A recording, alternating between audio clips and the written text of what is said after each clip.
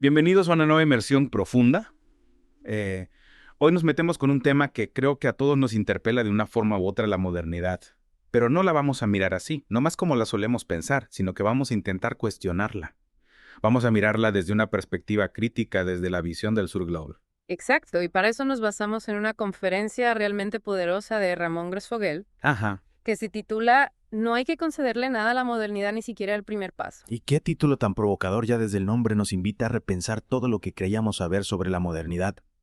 Contame un poco más sobre Grosfoguel para quienes no lo conocen. Bueno, Grosfoguel es un académico que cuestiona las narrativas tradicionales sobre la modernidad, esas que nos han contado siempre, Ah, sobre todo desde la visión del sur global.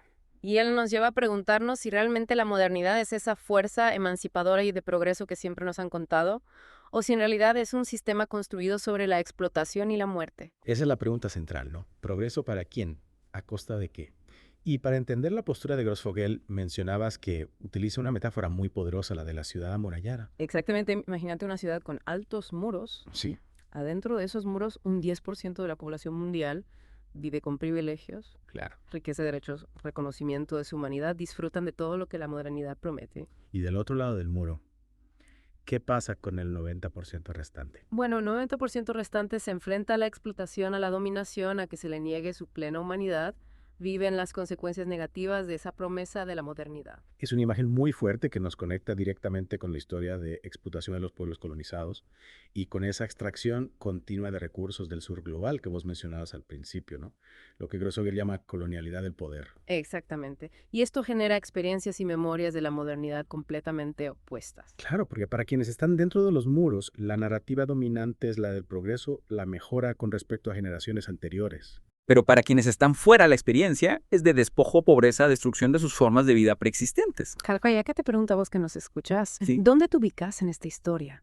¿En qué lado del muro te encontrás? ¿Qué memoria resuena más con tu propia experiencia y tu comprensión del mundo? Esa es una pregunta que nos obliga a reflexionar sobre nuestro propio lugar en este sistema, ¿no? Mm. A veces nos dejamos llevar por la narrativa dominante sin cuestionar de dónde viene, quién la escribió y a quién beneficia. Totalmente. Y Grosfoguel va un paso más allá.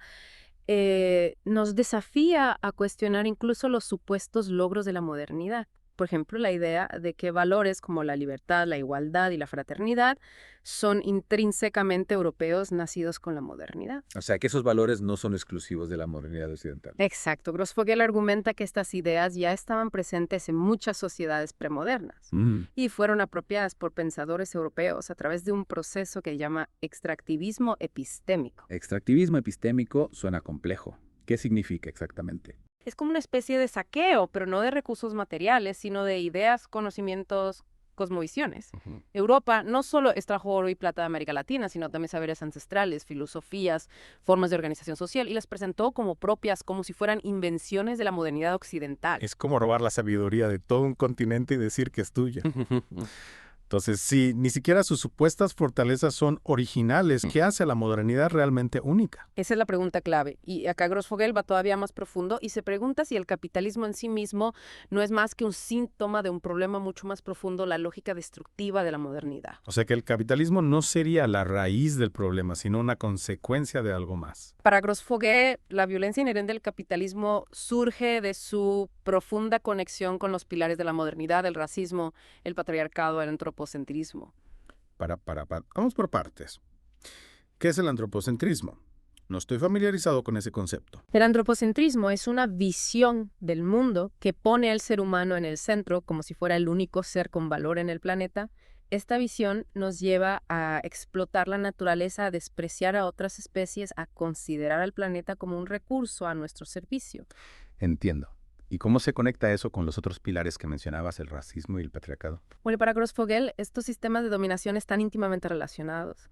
El racismo justifica la explotación de ciertas razas consideradas inferiores, el patriarcado, la dominación de los hombres sobre las mujeres, y el antropocentrismo, la explotación de la naturaleza. Todos se basan en una lógica de superioridad y dominación. Es como si la modernidad estuviera construida sobre una serie de jerarquías, ¿no? Unos por encima de otros. Exactamente. Y estos sistemas de dominación son los que sostienen y perpetúan las desigualdades globales. Para Grosfoguel no alcanza con ser anticapitalista y quiere ir a la raíz del problema. Entonces, ¿qué propone Grosfoguel? ¿Cómo se sale de esta lógica destructiva? Él aboga por un enfoque más amplio antisistémico que desafía toda la estructura de la modernidad. No se trata solo de cambiar el sistema económico, sino de transformar las bases mismas de nuestra civilización. ¿Y cómo se hace eso en la práctica? ¿Cómo se desafía un sistema tan arraigado en nuestra cultura, en nuestra forma de pensar? Bueno, esa es la pregunta del millón, ¿no? Y ahí es donde entra el concepto de transmodernidad que exploraremos en la siguiente parte de nuestro podcast. Me dejaste con la intriga. Tendremos que esperar a la segunda parte para descubrir de qué se trata esa transmodernidad. Te aseguro que vale la pena la espera. Retomando un poco la conversación sobre la crítica esta de Grossfogel a la modernidad, él lo ve como un proyecto de muerte. Un proyecto de muerte es una frase fuerte. Hmm. ¿A qué se refiere exactamente? Bueno, la modernidad se ha construido a costa de la muerte y el sufrimiento de millones de personas. Pensemos en la colonización, en la esclavitud, en las guerras, en la explotación laboral, en la destrucción del medio ambiente. Sí. Todo eso forma parte de la historia de la modernidad. Es cierto, muchas veces nos olvidamos de esa parte oscura de la historia, nos quedamos solo con la narrativa del progreso de los avances científicos y tecnológicos. Exacto. Y eso es precisamente lo que Grossfogel nos invita a cuestionar. No podemos hablar de los beneficios de la modernidad sin reconocer sus costos, sin tener en cuenta a todas las víctimas que ha dejado en el camino. Y en ese sentido mencionabas que Grossfogel habla de la importancia de la memoria histórica. ¿A qué se refiere con eso? Para Grossfogel, la memoria histórica no se trata solo de recordar el pasado, sino de comprender cómo el pasado sigue presente en el presente, de cómo las estructuras de dominación que se crearon durante la época colonial siguen operando en la actualidad. Es como si las heridas del pasado siguieran abiertas, ¿no? Y que la modernidad, en lugar de sanarlas, las ha ido profundizando. Exactamente. Por eso es tan importante recuperar la memoria de los pueblos colonizados, de las víctimas de la modernidad, para entender cómo esas experiencias del pasado siguen marcando el presente. Hablando de recuperar la memoria, Grossfogel también menciona el concepto de extractivismo epistémico, que me dejó pensando. Podremos profundizar un poco más en esa idea. Claro, el extractivismo epistémico se refiere a la apropiación de conocimientos, saberes y cosmovisiones de los pueblos del sur global por parte de Europa. Es una forma de colonialismo que no solo se limita a la extracción de recursos materiales, sino que también abarca el saqueo de ideas y conocimientos. Es como si Europa hubiera robado no solo el oro y la plata, sino también la sabiduría, la cultura, la forma de ver el mundo de otros pueblos. Exactamente. Y lo peor es que luego presentó esos conocimientos como propios, como si fueran producto de la genialidad occidental, borró la historia real de esos saberes y se los incorporó a la narrativa dominante eurocéntrica como si hubieran surgido de la nada. Y eso nos lleva a pensar en la necesidad de descolonizar el conocimiento, ¿no? De recuperar esas voces silenciadas, de reconocer la diversidad de saberes que existen en el mundo. Totalmente, la descolonización del conocimiento implica cuestionar las estructuras de poder que han invisibilizado y marginado los saberes de los pueblos del sur global.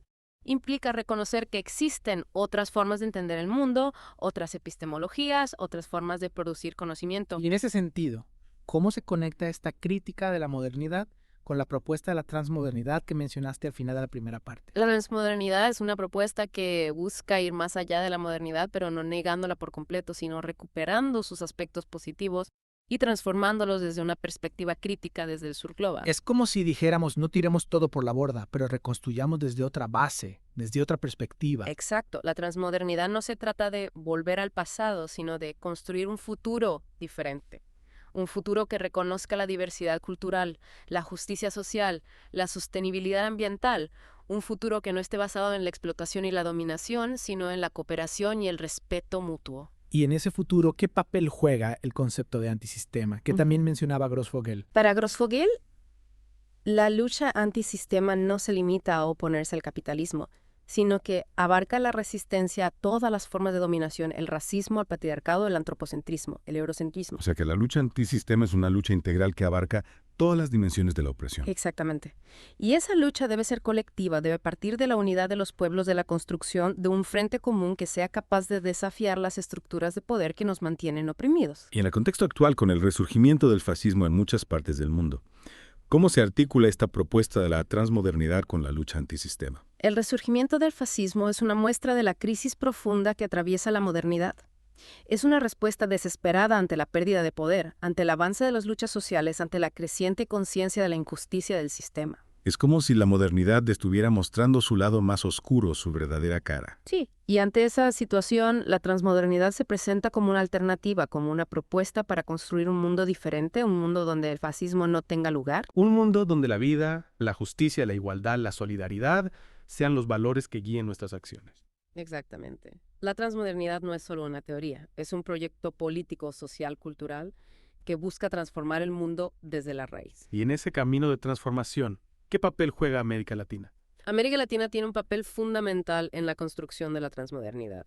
Primero, porque es una región que ha sufrido las consecuencias del colonialismo y la modernidad de forma brutal. Claro, la historia de América Latina está marcada por la explotación, la violencia, la imposición de un modelo de desarrollo que ha beneficiado a unos pocos a costa del sufrimiento de la mayoría. Exacto. Y por eso mismo América Latina también es un territorio de resistencia, de lucha, de creación de alternativas. Acá han surgido movimientos sociales, organizaciones populares pensadores que han desafiado el sistema, que han propuesto otras formas de vivir, de organizarse, de relacionarse con la naturaleza. Y en este sentido, América Latina tiene mucho que aportar al proyecto de la transmodernidad. Tiene la experiencia de la resistencia, la sabiduría de los pueblos originarios, la creatividad de la cultura popular. Es como si América Latina, desde su historia de dolor y lucha, pudiera ofrecer al mundo una nueva visión, una esperanza para construir un futuro diferente. Esa es la apuesta a América Latina como un laboratorio de la transmodernidad, como un territorio donde se puede experimentar nuevas formas de vida, nuevas formas de ser en el mundo. Y en ese laboratorio, ¿qué experimentos se están llevando a cabo? ¿Qué ejemplos concretos podemos encontrar de esa transmodernidad en acción? Bueno, eso lo vamos a explorar en la próxima parte de nuestro podcast. Me dejaste con la intriga otra vez. Espero con ansias la tercera parte para conocer más sobre esos experimentos transmodernos. Decías que América Latina es como un laboratorio de la transmodernidad y que ahí se están llevando a cabo un montón de experimentos. ¿De qué se trata todo esto? Bueno, como decíamos en la parte anterior, América Latina se puede ver como un laboratorio de la transmodernidad, un lugar donde se están gestando nuevas formas de vida, nuevas formas de organización social, nuevas formas de relacionarse con la naturaleza. ¿Y podrías darnos algunos ejemplos concretos de esos experimentos? Me imagino que no estamos hablando de experimentos científicos con tubos de ensayo, ¿verdad? Claro que no, hablamos de experimentos sociales, políticos, culturales. Por ejemplo, pensemos en los movimientos indígenas que están recuperando sus saberes ancestrales, sus formas de gobierno comunitario, su cosmovisión basada en el respeto a la Pachamama. Es cierto, muchas comunidades indígenas están liderando la lucha por la defensa del medio ambiente, por la soberanía alimentaria, por la recuperación de sus territorios. Exactamente. Y esto no se limita a los pueblos indígenas. También podemos ver ejemplos en los movimientos campesinos que promueven la agroecología, en las cooperativas de trabajadores que gestionan sus propias empresas, en las redes de economía solidaria que buscan construir un modelo económico más justo y sostenible. O sea que la transmodernidad no es solo una teoría abstracta, sino que se está materializando en prácticas concretas, en experiencias de vida. Así es. Y estas experiencias no solo son importantes para América Latina, sino que pueden servir de inspiración para el resto del mundo porque demuestran que es posible construir alternativas al sistema dominante, que es posible vivir de otra manera. Claro, porque la transmodernidad no se trata de imponer un modelo único, sino de crear un espacio para la diversidad, para la experimentación, para la búsqueda de soluciones que se adapten a las necesidades de cada contexto. Exactamente. Y en ese sentido es fundamental reconocer que no hay una única forma de transmodernidad. Cada pueblo, cada comunidad, cada región tendrá que encontrar su propio camino, su propia forma de construir un futuro más justo, más sostenible, más humano. Y en ese camino, ¿qué podemos aprender de los errores del pasado? Porque la modernidad, como hemos visto, también ha tenido su lado oscuro, sus consecuencias negativas. Bueno, creo que uno de los principales aprendizajes es la necesidad de superar la lógica de la dominación del individualismo de la competencia. La transmodernidad debe basarse en valores como la cooperación, la solidaridad, el respeto a la diversidad, la armonía con la naturaleza. O sea, construir un mundo donde el bienestar de todos sea el objetivo principal, no el beneficio de unos pocos a costa de la explotación de la mayoría. Exacto, y para eso es fundamental cuestionar las estructuras de poder que perpetúan la desigualdad, la injusticia, la violencia. No podemos construir un futuro transmoderno si seguimos reproduciendo los patrones del pasado. Y en ese sentido, ¿qué rol juega la educación en este proceso de transformación?